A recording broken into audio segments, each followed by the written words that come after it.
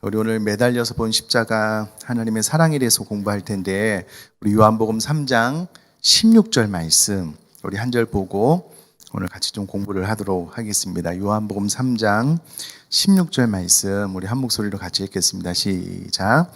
하나님이 세상을 이처럼 사랑하사 독생자를 주셨으니 이는 그를 믿는 자마다 멸망하지 않고 영생을 얻게 하려 하심이라. 아멘. 제가 다 오늘 성경 공부를 끝내놓고 좀 가만히 생각을 해보니까는요, 이 십자가 사랑에 대한 내용을 오늘 공부를 해보면 모르지는 않으실 거예요. 그런데 저에게 다가온 문제가 무엇이냐면 이게 다 아는 게 마음으로 잘 내려오지가 않아요. 머리로는 아는데 공부가 다 끝났음에도 불구하고 이게 마음으로 잘 내려오지가 않아요. 그래서 이 배움은 지식적으로 아는 배움이 문제가 아니겠구나. 이 배움이 어떻게 하면 우리 마음속으로 좀 잘 내려올 수 있게 할 것인가. 이게 핵심이겠구나 라는 것을 생각을 하게 되었고요. 제일 마지막에도 말씀드리겠지만 공부를 다 준비를 해놓고 난 다음에 제가 내린 결론, 깨달음이 무엇이냐면 하나님의 사랑과 예수님의 사랑을 정확하게 이해하고 하나님처럼 예수님처럼 사랑하는 것 자체가 목적이 되면 평생을 사랑하는 동안에 아픔은 있을 수 있을지 모르겠지만 상처는 없겠구나 라고 정확하게 좀 깨닫게 되었어요. 예를 들면 예수님이 이 땅에 오셔서 십자가를 지시는 것이 예수님의 꿈이셨어요. 자신의 생명을 모든 인류를 위해서 내어주는 것이 생명이었고요. 이 복음 전파를 위해서 예수님께서 12명의 제자를 세우셨잖아요. 그 중에 한 명이 예수님을 팔아먹었어요. 수제자 베드로는 예수님을 부인하면서 저주까지 했습니다. 예수님께서 십자가에 달려 돌아가실 때에 네가 하나님의 아들이거든 십자가에서 내려오라고 조롱하는 이들이 많았어요. 그런데 아마 그 모든 사건들이 예수님께 아픔이 될 수는 있었을 것 같아요. 그러나 상처는 되지 않았어요. 왜냐하면 그들을 위해서 예수님 자신의 생명을 내어주는 것이 예수님의 꿈이었고 그것이 예수님 안에 있는 사랑이었거든요. 이렇게 평생을 살아가면 우리가 어떤 인간관계 안에 아픔을 경험할 수는 있겠지만 그것이 상처가 됐다고 말하지는 않겠구나.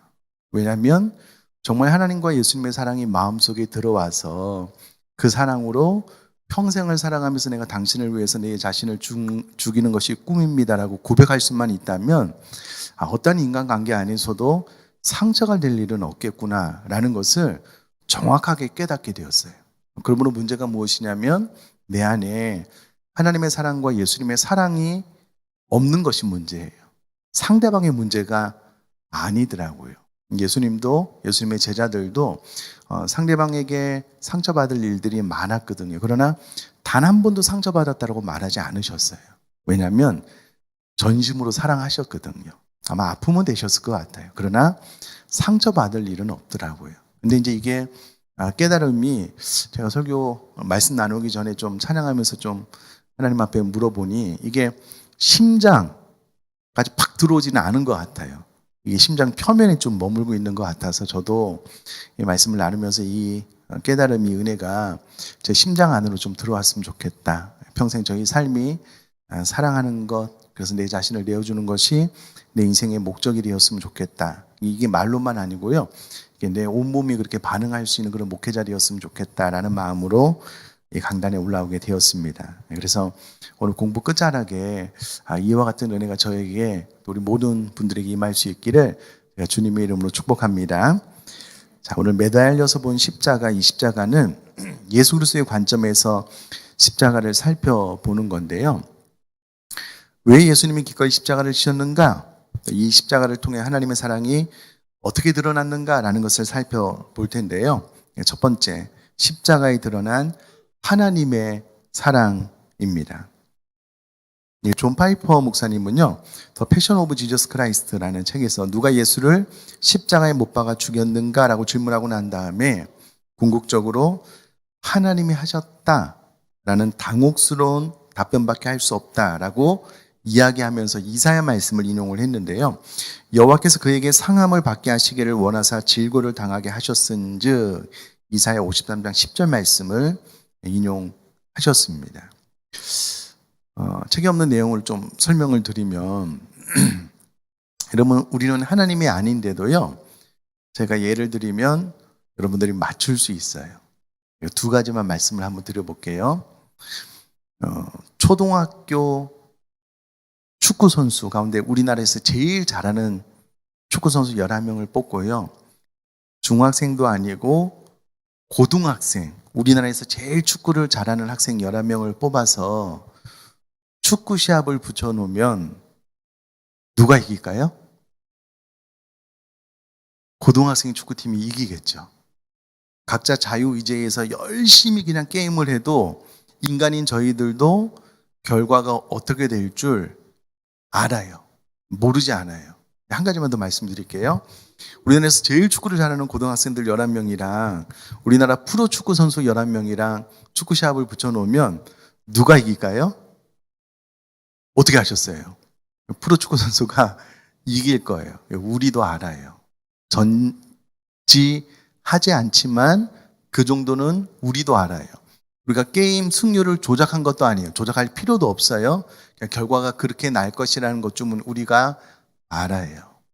마찬가지로 하나님께서 이 세상을 창조하시고 아담과 하와를 에덴 동산에 두시고 하나님의 형상대로 자유의지를 따라 살게 하셨을 때에 하나님은 아담과 하와가 선악과를 따먹을 줄 알았어요. 아셨어요.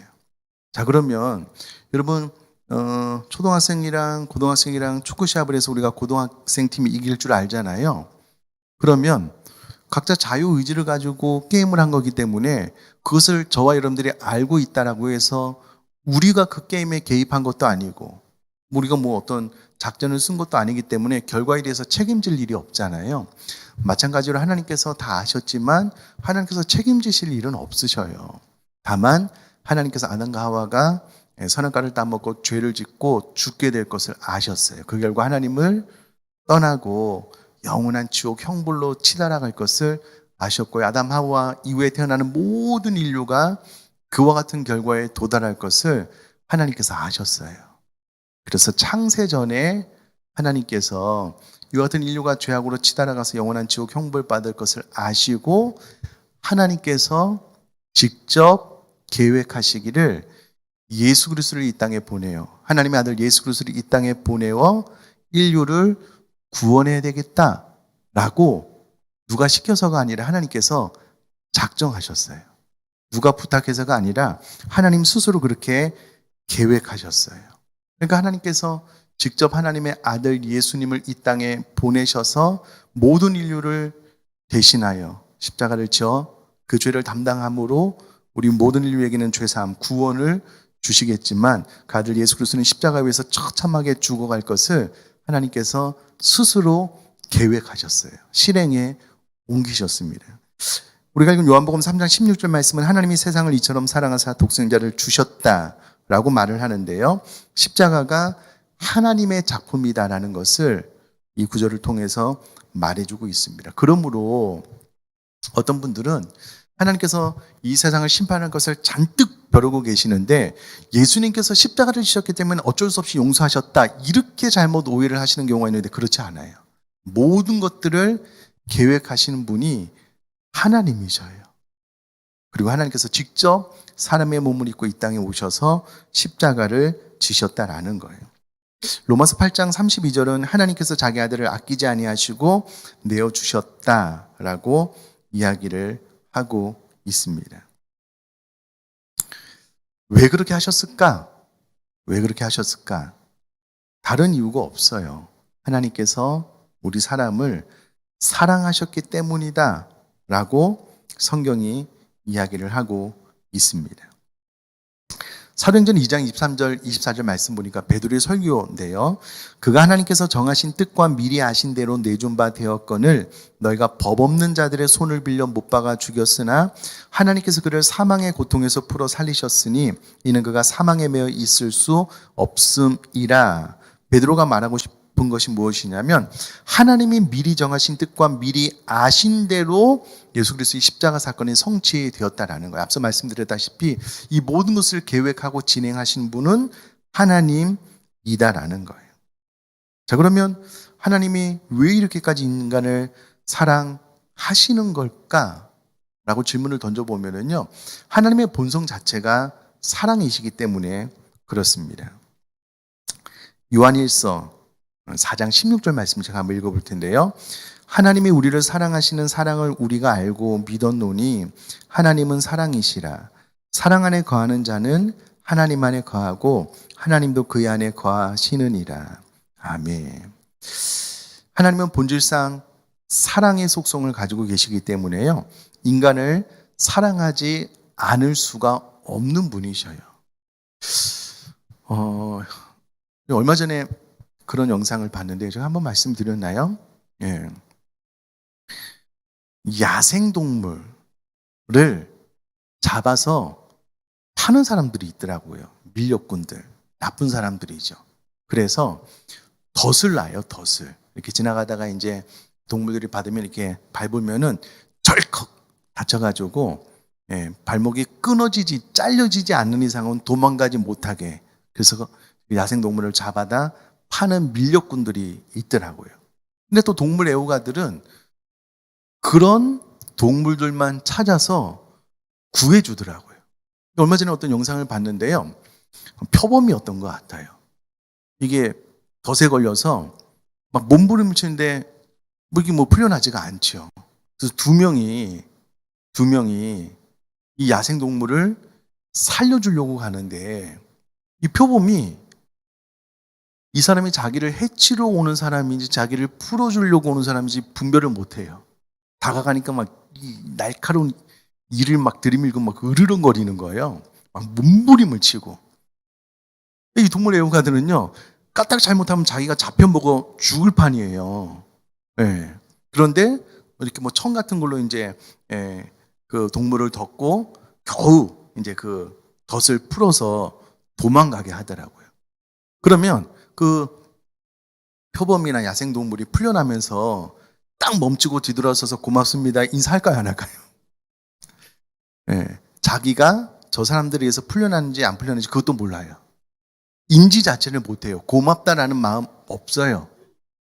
동물 애호가들은요, 자신의 목숨을 걸고 그냥 구해요. 왜냐고 물어보면은요, 그 동물을 사랑한대요. 그러다가 잡아먹히면 어떡하냐고. 그래도 내가 이 일을 좋아서 한다고.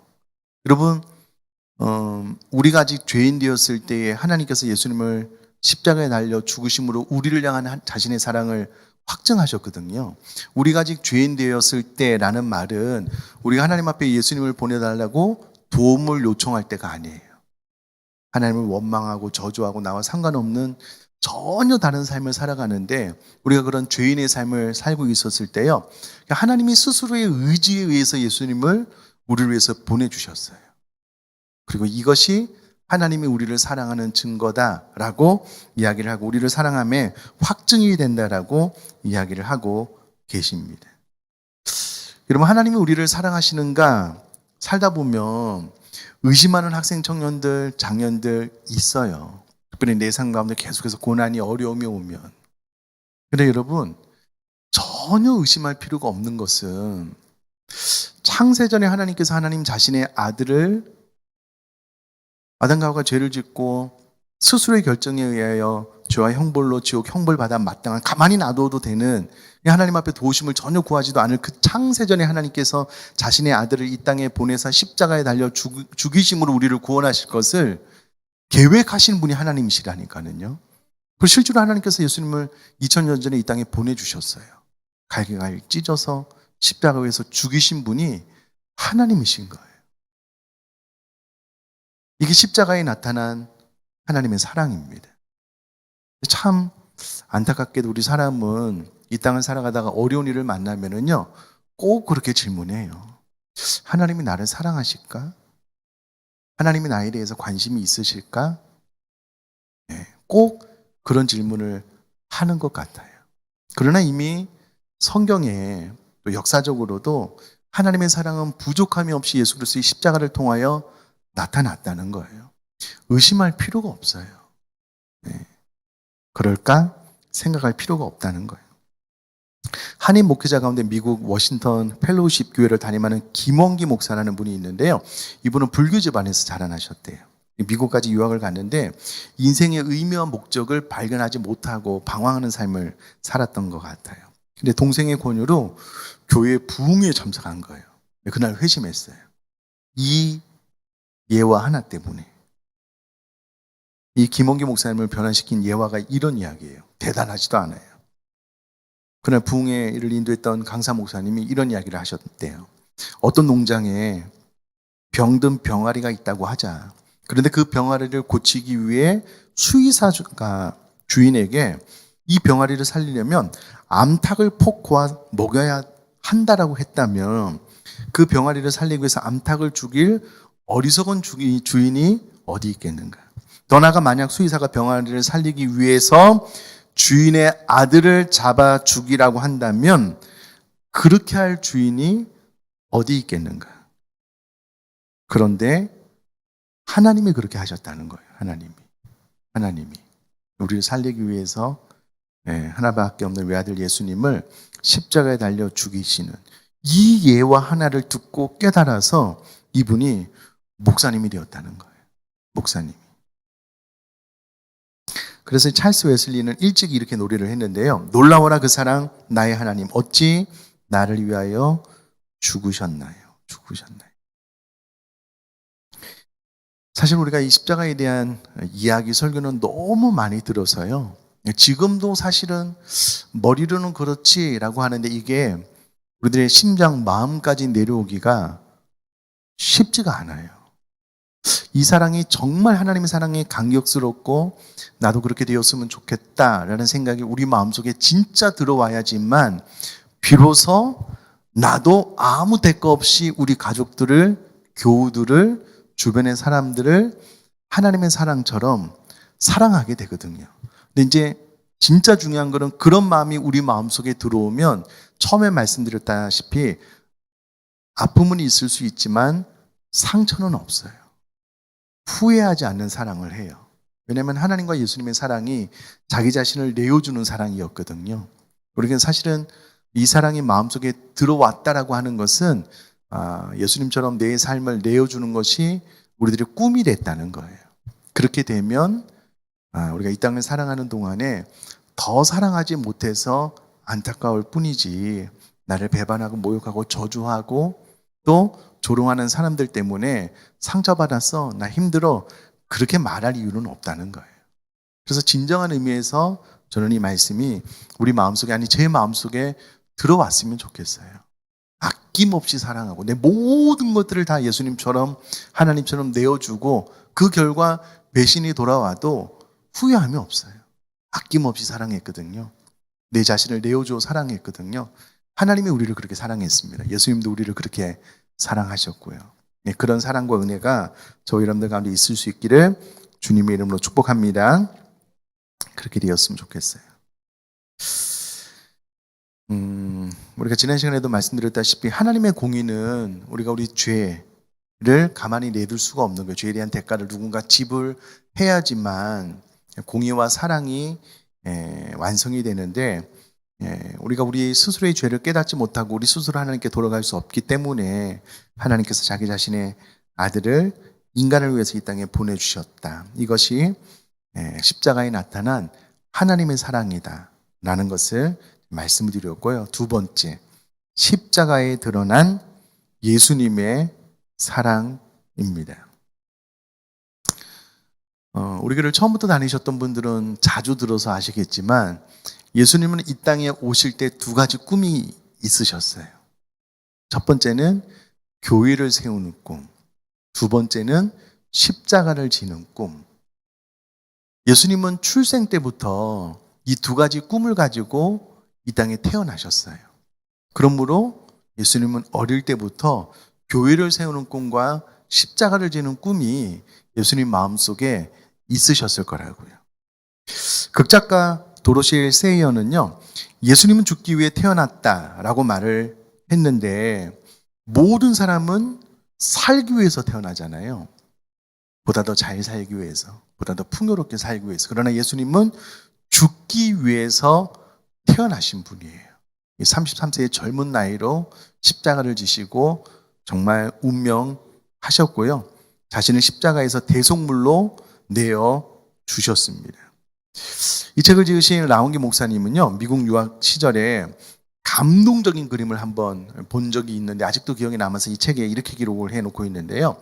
예수님 나이가 한 2-3살 정도 보이는 어린 예수님이 육신의 아버지 요셉이 목수였잖아요. 아버지 요셉의 목공소에서 이제 어린 예수님이 혼자 놀고 있는 그런 그림이었다라고 하는데요. 그의 아버지 요셉은 목수였기 때문에 망치질에 몰두를 하고 있는데 어린 예수는 옆에 쪼그리고 앉아서요.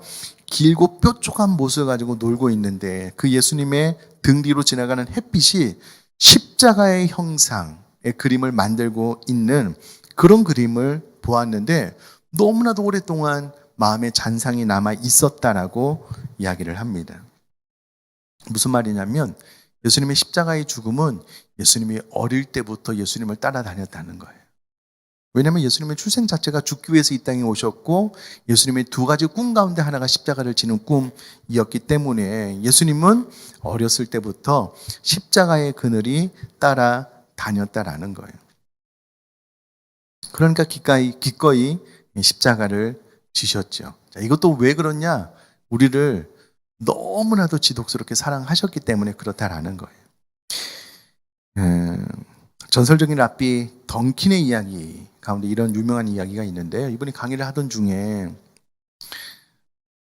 학생들에게 그렇게 묻는 거예요. 여러분, 갈보리가 무엇이었는지 아십니까? 무엇이었을까? 그런 다음에 교수님이 눈물을 뚝뚝 흘리는 거예요. 그러면서 그것은 저주였습니다. 그분께서 그것을 사랑으로 받아들이셨습니다. 이렇게 이야기를 했다는 거예요. 적어도 이 전설적인 랍비였던 던킨이라는 분에게는요, 예수님의 십자가가 늘 마음속에 촉촉하게 자리매김하고 있는 거예요.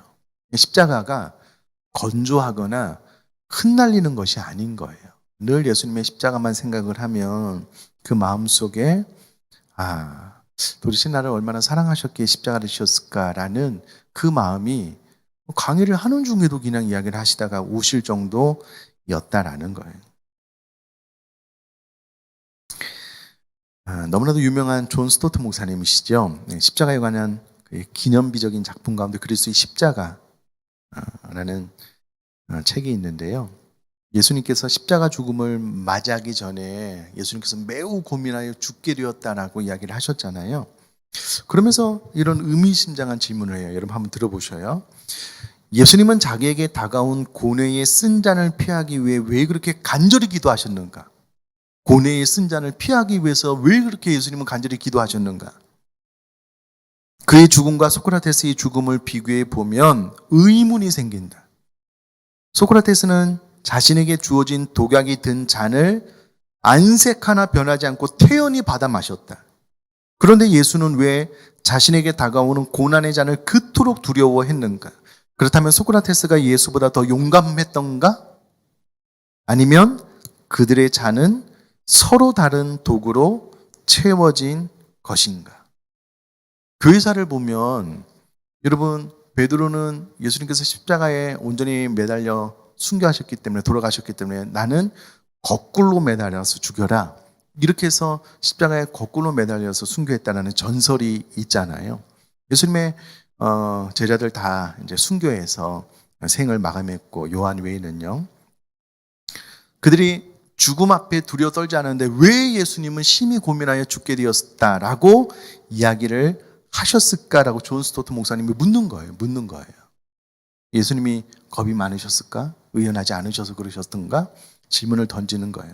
그러면서 이 존 스토튼 목사님이요, 성경에 나오는 구약의 용례를 통해서 여호와의 잔은 하나님의 진노를 가리키는 일반적인 상징임을 강조하면서 욥기에 보면은요, 악인은 전능자의 진노를 마시게 할 것이니라 라는 말이 나오고, 요한계시록에서도요, 하나님의 진노의 포도주를 마시리니 라는 표현이 나온다는 거예요. 결국 예수님이 감당해야 될 고난의 잔은요, 단순히 육체적인 고통뿐만 아니라 온 세상의 죄를 짊어지고 그 위에 떨어진 하나님의 진노의 심판까지 견뎌야 하는 영적인 고통까지 포함된 잔이었다라는 거예요. 그래서 예수님의 십자가 사건은 일반 소크라테스나 다른 사람이 마시는 잔과는 그 의미 자체가 다른 거예요. 왜냐하면 온 인류의 죄를 예수님께서 짊어지셔야 되기 때문에 그러셨다라는 거예요. 그래서 이에 대해서 제임스 패커, 너무나도 유명한 목사님인데요, 이렇게 이야기를 합니다. 겟세마네 동산에서 예수께서 그토록 두려워하셨던 까닭은 그분께서 죄가 되시고 죄에 대한 하나님의 심판을 담당하셔야 했기 때문입니다. 십자가 위에서 예수께서 자신이 하나님께 버려졌다고 선언하신 것도 그분께서 그 심판을 실제로 받으셨기 때문이었다. 그러니까 예수님은 십자가 위에서요, 죄를 잠깐 짊어지신 정도가 아니라 죄의 덩어리 자체가 되셔야만 했던 거예요. 그래서 성경은 그것을 이렇게 표현을 하는데요. 고린도서 5장 21절에 하나님의 죄를 알지도 못하신 이를 우리를 대신하여 죄로 삼으신 것은 우리로 하여금 그 안에서 하나님의 의가 되게 하려 하심이라. 이것은 마치 죄가 회신이 되었거나 죽게 합해진 것으로 묘사한 것이라고 사무엘 체류익은 설명을 했습니다. 예수님이 죄 자체가 되셨다는 거예요. 이 일로 인하여서 예수님의 십자가에서의 절규는 이렇게 되죠. 마가복음 27장 46절에 제9시쯤에 예수께서 크게 소리질러 이르시되 엘리 엘리 라마 사박다니 하시니 이는 곧 나의 하나님 어찌하여 나를 버리셨나이까 하는 뜻이라. 하나님이 예수님을 버리셨습니다. 왜냐하면 모든 인류의 죄를 짊어지시고 예수님이 죄 자체, 죄의 덩어리가 되셨기 때문에 그렇습니다. 그러므로 예수님께서 달린 십자가는 단순히 육체적인 고통뿐만 아니라 하나님과의 분리를 경험해야만 되는, 하나님께 외면받는 너무나도 큰 고통을 감당하셔야 되는 십자가였다라는 거예요. 자, 그러면 또 이렇게 질문을 해볼게요. 그러면 예수님께서 스스로 그 십자가 위에서 내려오시거나 십자가를 안 져도 될 만한 능력이 있으셨을까? 질문을 던져보면 네라는 거예요. 네. 마가복음 27장 40절은요. 내가 만일 하나님의 아들이어든 자기를 구원하고 십자가에서 내려오라 라고 외치는 군중의 조롱소리가 들립니다. 자, 그러면 예수님은 그 말을 듣고요, 십자가에 커다란 대못을 푹 뽑고 십자가에서 내려올 수 없으셨을까? 아니라는 거예요. 아니라는 거예요. 아니라는 거예요. 참, 그 이전에 예수님께서 겟세마네 동산에서 안 잡히면 되시잖아요. 그럼 안 잡힐 만한 능력이 예수님께 없으셨는가? 그것도 아니에요. 예수님이 로마 군병들에게 잡히실 때 베드로가 칼을 빼어들자 예수님께서 베드로를 저지하면서 이렇게 말씀을 하셨어요. 마태복음 26장 56절에서 54절. 너는 내가 내 아버지께 구하여 지금 12군단 더 되는 천사를 보내시게 할 수 없는 줄로 아느냐. 내가 만일 그렇게 하면 이런 일이 있으리란 성경이 어떻게 이루어지겠느냐 하시더라. 그럼 예수님께서 힘이 없어서 능력이 없어서 겟세마네 동산에 잡히신 것이 아니에요. 십자가에서 내려오라고 조롱하는 그들의 말 앞에 그냥 북 뽑고 내려오실 수 있는 능력이 예수님께 있으셨다고요.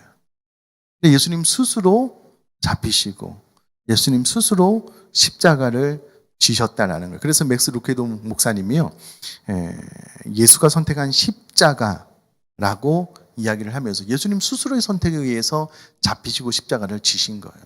그럼 십자가에 못이 박히실 때 예수님 정말 아프셨을 거예요.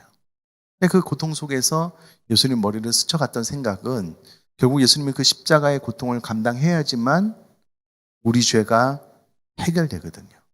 우리에게 구원이 오고 하나님의 자녀로서 하나님과 친밀한 관계를 가질 수 있거든요. 예수님의 선택에 의해서 그 모진 고난, 육체적인 고통, 정신적, 하나님에게 버림받는 그 모든 고통을 감당해 내셨다라는 거예요. 왜 그러셨을까? 왜? 결론이 또 하나입니다. 우리를 너무나도 사랑하셨어요. 사랑하셨어요. 이 말을 너무나도 많이 들어가지고 사실은 좀 마음이 좀 와닿지 않죠. 와닿지 않죠. 이거 뭐 수십 번, 수백 번 반복해서 들었잖아요. 그래서 이게 제 마음속에, 우리들의 마음속에 들어오려면 오늘 그렇게 꼭 한번 해보시면 좋겠어요. 목양실에서 모든 시간을 멈추고 정적이 흐르는 가운데 예수님의 십자가를 깊이 묵상하면서 그 안으로 들어가는 거예요. 왜 그러셨을까? 왜 그러셨을까?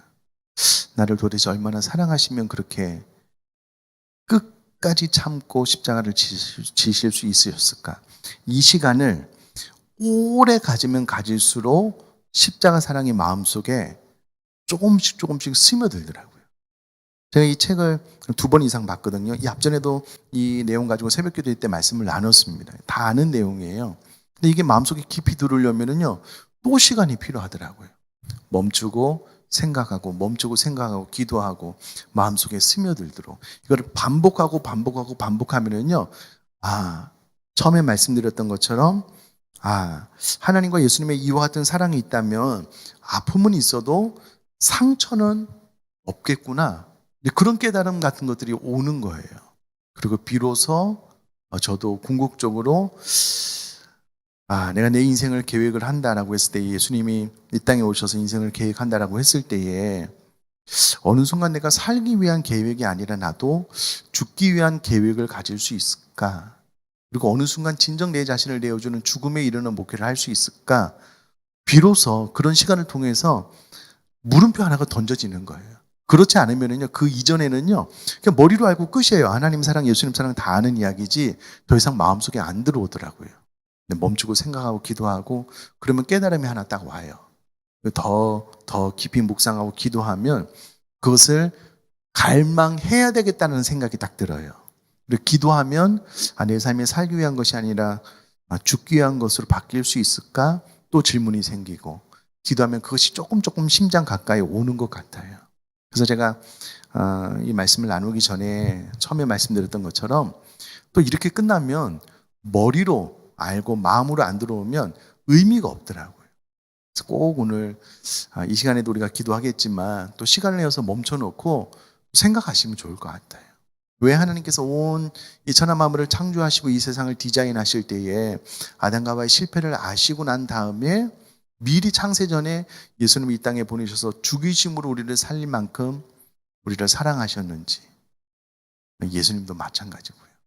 끊임없이 생각해서 이것이 우리 마음속 깊이 들어오는 저희 여러분들의 삶 될 수 있기를 주님의 이름으로 축복합니다.